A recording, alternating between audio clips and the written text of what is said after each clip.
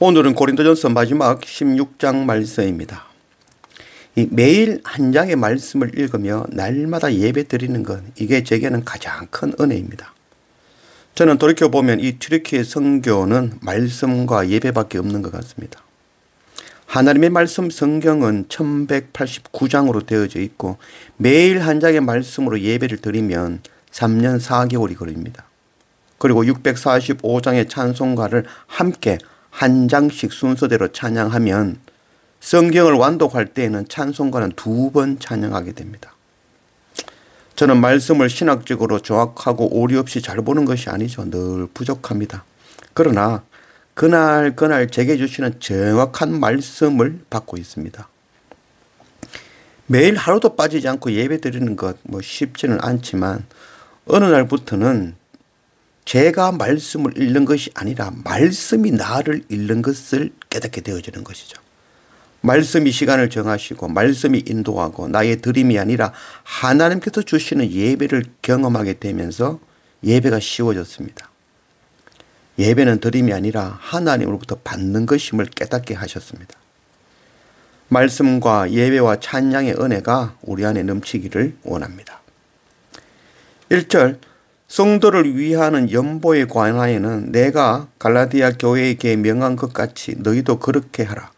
매주 첫날에 너희 각 사람이 수입에 따라 모아두어서 내가 갈 때에 연보를 하지 않게 하라. 내가 이럴 때에 너희가 인정한 사람에게 편지를 주어 너희의 은혜를 예루살렘으로 가지고 가게 하리니. 이 사도 바울이 예루살렘이 지금 기근으로 어려움을 당하고 있다는 소식을 듣고 이 갈라디아 교회도 마찬가지지만 이 고린도 교회 성도들에게도 예루살렘 성도들을 위하여 미리 구제 연보를 준비하라라고 편지에 보내고 있는 것이죠. 그래서 모임 때마다 각자의 수입에 따라 하나님께서 자기를 형통케 하신 그대로 연보하라라고 말씀하고 있죠. 그래서 연보는 이 모든 것이 하나님의 것임을 고백하는 것이 바로 이 연보라 하겠죠. 그래서 이 연보라는 것은 이 연자는 이제 버릴 연자죠. 그리고 보는 도울 보자입니다. 그래서 내려놓아 남을 돕는다라는 뜻으로 다른 사람의 어려움을 돕기 위해서 내는 돈이 바로 연보입니다. 그래서 이 연보의 연자, 버릴 연, 이 버릴 연자를 사용하여서 연보할 때에는 생색을 내거나 다시 회수를 기대하거나 무엇을 바라는 마음 없이 내는 돈이 바로 연보라라는 것입니다. 그리고 헌금은 드릴 헌자의 쇠금자죠. 그래서 따라서 헌금은 연보처럼 다른 사람을 돕는다는 의미보다는 하나님께 바친다라는 의미가 있는 것이죠. 그래서 연보는 사람과 나누는 돈, 헌금은 하나님께 바치는 돈이라 하겠습니다. 그러나 오늘 연보도 헌금도 그 사용하는 것은 교회나 교회 건물 또 유지 그리고 목사 월급, 직원과 저 같은 선교사 월급, 그리고 교육과 선교와 구제에 사용하니 헌금보다는 연보에 가깝다라고 하겠습니다. 하나님께서 정말 기뻐하시는 연보는 공의를 행하고 이웃을 내 몸과 같이 사랑하는 것, 이게 정말 하나님 기뻐하시는 연보라 하겠습니다. 창조주 하나님은 세상 모든 것의 주인이시죠. 돈이 필요하신 것이 아니시죠. 하나님이 원하시는 것은 우리가 공의를 행하며 내게 주신 것으로 이웃을 섬기고 사랑하며 하나님을 사랑하는 것, 이것을 원하십니다.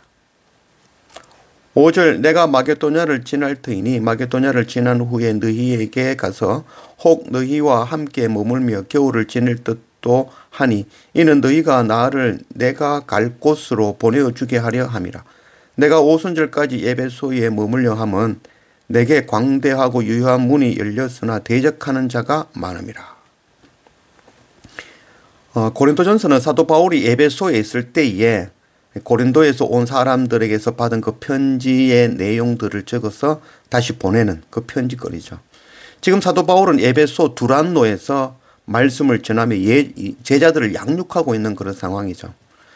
그래서 오늘 말씀에 보면 너희가 나를 내가 갈 곳으로 보내어주게 하려 함이라. 이 사도 바울은 항상 자기가 머문 곳에서 파송을 받아서 다음 장소로 이동하는 것이죠.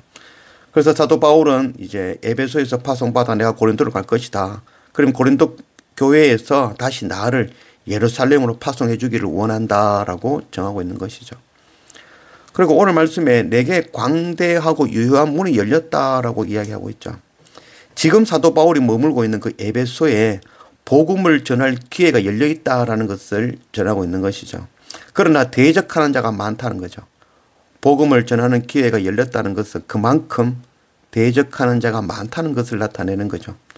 대적하는 자가 많고 고난을 당하고 박해가 심하다는 것, 그만큼 복음이 폭발적으로 전해지고 있기 때문에 사탄이 더 적극적으로 방해하는 것이라고 할 수 있겠습니다. 10절 디모데가 이르거든 너희는 조심하여 그로 두려움이 없이 너희 가운데 있게 하라. 이는 그도 나와 같이 주의 일을 힘쓰는 자임이라. 그러므로 누구든지 그를 멸시하지 말고 평안히 보내어 내게로 오게 하라. 나는 그가 형제들과 함께 오기를 기다리노라. 사도 바울은 고린도에서 온 스데바나와 또 버드나도와 또 아가이고 그들이 들고 온 그 편지의 답장을 기록하여서 다시 보내는데 디모데도 함께 보내고 있는 것이죠. 이 디모데는 루스드라 출신이죠. 사도 바울이 1차 선교 여행에서 그 디모데의 집에서 머물렀죠. 그때 처음 만났고 2차 선교 여행 때에 제자로 동역자로 세워졌죠. 그리고 이 디모데는 후에 사도 바울의 수제자로 아들과 같은 자로 에베소 교회의 감독으로 섬겼죠. 후에 그 에베소의 아데미 우상을 섬기는 축제일에 그것은 우상이다라고 외치다가 돌에 맞아 순교하였다고 전해지고 있습니다. 13절 깨어 믿음에 굳게 서서 남자답게 강건하라.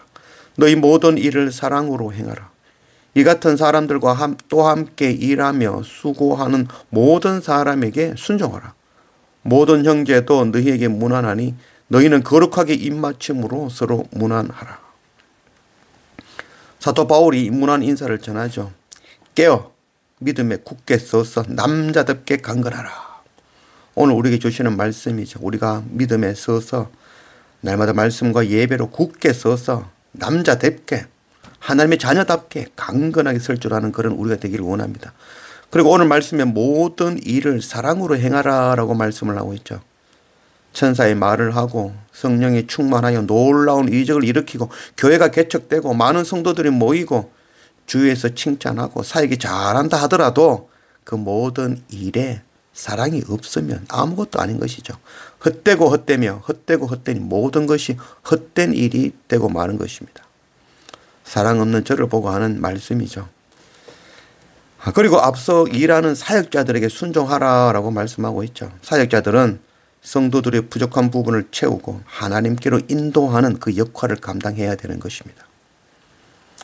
23절 주 예수 그리스도의 은혜가 너희와 함께하고 나의 사랑이 그리스도 예수 안에서 너희 무리와 함께 할지어다.